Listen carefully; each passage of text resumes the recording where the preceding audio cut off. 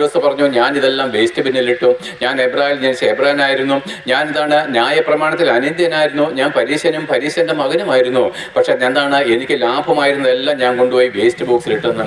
പ്രിയപ്പെട്ട നമ്മുടെ മതഭക്തിയും പാരമ്പര്യങ്ങളും പൈതൃകങ്ങളും നമ്മൾ വേസ്റ്റ് ബോക്സിൽ ഇട്ടിട്ട് നമുക്ക് വേണ്ടി സ്വർഗം വിട്ട് ഇറങ്ങി വന്ന ഈ ക്രൂശിൽ മരിച്ച് കഷ്ടമേറ്റ് മരിച്ച ഈ യേശു ക്രിസ്തുവിനെ നിന്റെ ഏകരക്ഷകനും ഏക കർത്താവും ദൈവമായിട്ട് ഹൃദയത്തിൽ അംഗീകരിക്കണം. അവനെ വിശ്വസിക്കുമ്പോൾ പാരമ്പര്യം നമുക്കില്ല. പാരമ്പര്യവും കർത്താവും കൂടെ ഒന്നിച്ചു പോകത്തില്ല. പാരമ്പര്യത്തെ തള്ളിക്കളയാതെ നിങ്ങൾക്ക് യേശു ക്രിസ്തുവിനെ സ്വീകരിപ്പാൻ കഴിയത്തില്ല.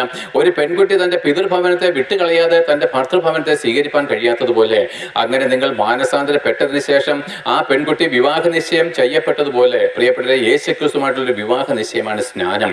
അത് കർത്താവിനെ അറിഞ്ഞിട്ടും സ്നേഹിച്ചിട്ടും വിശ്വസിച്ചിട്ടും ഞാൻ ഇനി മുതൽ കർത്താവിന് വേണ്ടിയിട്ടുള്ളവളാണ്, ഇന്ന് മുതൽ ഞാൻ കർത്താവിനുള്ളവനാണ് എന്ന് പൂർണ്ണമായിട്ട് തീരുമാനം എടുത്തതിന് ശേഷമുള്ള ഒരു വിവാഹ നിശ്ചയ കരാറാണ് യഥാർത്ഥമായിരിക്കുന്ന സ്നാനം. അങ്ങനെ അവനെ സ്നേഹിച്ചിട്ട് അവനെ വിശ്വസിച്ചിട്ട് വേണം സ്നാനമേൽപ്പാൻ. അങ്ങനെ സ്നാനമേൽക്കുമ്പോൾ ദൈവം തന്റെ പരിശുദ്ധാത്മാവിനെ നമുക്ക് തരും. ഒരു പെൺകുട്ടിയുടെ വിവാഹ നിശ്ചയ ദിവസം ആ പുരുഷൻ അവർക്ക് ഒരു മോതിരം അണിയിക്കുന്നു. എന്താണ്? എൻഗേജ്ഡ് എന്നാണ് പറയുന്നത്. ഇവൾ ഇനി എനിക്കുള്ളതാണ്, മറ്റാരും ഇനി ഇവളെ മോഹിക്കണ്ട എന്നാണ് എൻ്റെ അർത്ഥം. അവിടെ നമ്മൾ സ്നാനമേൽക്കുമ്പോൾ, മാനസാന്തരപ്പെട്ടിട്ട് സ്നാനമേൽക്കുമ്പോൾ ദൈവത്തിന്റെ പരിശുദ്ധാത്മാവ് നമുക്ക് വരും. അന്നു മുതൽ നിങ്ങൾ ദൈവത്തിന്റെ സ്വത്താണ്. ഈ പരിശുദ്ധാത്മാവാണ് നമ്മളെ സ്വർഗത്തിലേക്ക് കൊണ്ടുപോകുന്നത്. ഒരു അടയാളം കൂടിയാണ്.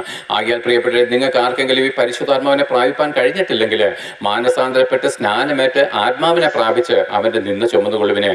പൗലോസ് പറഞ്ഞു, ഞാൻ ഇതെല്ലാം വേസ്റ്റ് ബിന്നിലിട്ടു. ഞാൻ എബ്രായിൽ ജനിച്ച എബ്രാനായിരുന്നു.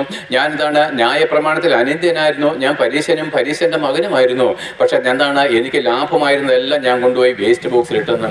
പ്രിയപ്പെട്ട നമ്മുടെ മതഭക്തിയും പാരമ്പര്യങ്ങളും പൈതൃകങ്ങളും നമ്മൾ വേസ്റ്റ് ബോക്സിൽ ഇട്ടിട്ട് നമുക്ക് വേണ്ടി സ്വർഗം വിട്ട് ഇറങ്ങി വന്ന ഈ ക്രൂശിൽ മരിച്ച് കഷ്ടമേറ്റ് മരിച്ച ഈ യേശു ക്രിസ്തുവിനെ നിന്റെ ഏകരക്ഷകനും ഏക കർത്താവും ദൈവമായിട്ട് ഹൃദയത്തിൽ അംഗീകരിക്കണം. അവനെ വിശ്വസിക്കുമ്പോൾ പാരമ്പര്യം നമുക്കില്ല. പാരമ്പര്യവും കർത്താവും കൂടെ ഒന്നിച്ചു പോകത്തില്ല. പാരമ്പര്യത്തെ തള്ളിക്കളയാതെ നിങ്ങൾക്ക് യേശു ക്രിസ്തുവിനെ സ്വീകരിപ്പാൻ കഴിയത്തില്ല.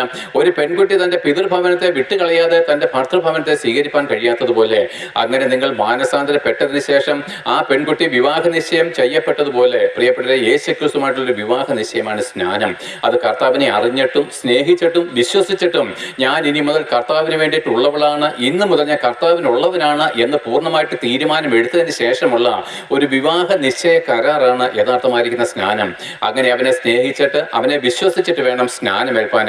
അങ്ങനെ സ്നാനമേൽക്കുമ്പോൾ ദൈവം തന്റെ പരിശുദ്ധാത്മാവിനെ നമുക്ക് തരും. ഒരു പെൺകുട്ടിയുടെ വിവാഹ നിശ്ചയ ദിവസം ആ പുരുഷൻ അവർക്ക് ഒരു മോതിരം അണിയിക്കുന്നു. എന്താണ്? എൻഗേജ്ഡ് എന്നാണ് പറയുന്നത്. ഇവൾ ഇനി എനിക്കുള്ളതാണ്, മറ്റാരും ഇനി ഇവളെ മോഹിക്കണ്ട എന്നാണ് എൻ്റെ അർത്ഥം. അവിടെ നമ്മൾ സ്നാനമേൽക്കുമ്പോൾ, മാനസാന്തരപ്പെട്ടിട്ട് സ്നാനമേൽക്കുമ്പോൾ ദൈവത്തിന്റെ പരിശുദ്ധാത്മാവ് നമുക്ക് വരും.